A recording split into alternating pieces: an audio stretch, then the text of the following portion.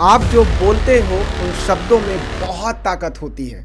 इस पुस्तक से ये बात सिद्ध होती है। इस पुस्तक में योगानंद जी ने अपने बचपन के एक किस्से में अपनी बहन का जिक्र करते हुए कहा कि उनकी बहन उमा अपने पैर के फोड़े में मरहम लगा रही थी और ये देख करके वो अपने हाथ में मरहम लगाने लगे। उमा पूछती हैं, भाई मुकुंद तुम ये क्या कर रहे हो? और मुकुंद जवाब देते हैं कि सुबह तक आपका फोड़ा 2 गुना और मेरे हाथ में भी एक फोड़ा हो जाएगा।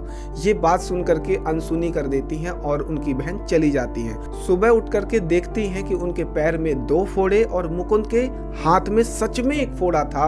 ये देख करके डर जाती हैं और अपनी माँ के पास जा करके बताती हैं कि माँ, मुकुंद जादू टोना सीख गया है। और माँ योगिनी होती हैं तो सारी बातें समझ जाती हैं। वो मुकुंद को फिर समझाती हैं कि मुकुंद, तुम्हारे शब्दों की ताकत तुम नहीं समझ रहे हो, ये काफी शक्तिशाली होते हैं। इन शब्दों का इस्तेमाल या तो किसी को तकलीफ देने के लिए या तो किसी के बेहतरी के लिए यूज कर सकते हो। और उनको समझाती हैं कि तुम अपने शब्दों का सोच समझ करके इस्तेमाल किया करो। शब्द सम्हारे बोलिए, शब्द के हाथ ना पांव, एक शब्द औषधि करे, एक शब्द करे घाव।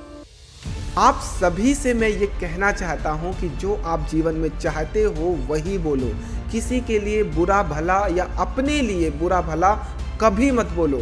आप कभी मत खुद को डिग्रेड करो, अपनी नज़रों में खुद को कभी मत गिराओ कि मैं ये नहीं कर सकता, मेरे पास पैसे नहीं हैं, मैं बिल्कुल बेकार हूँ, मैं नकारा हूँ।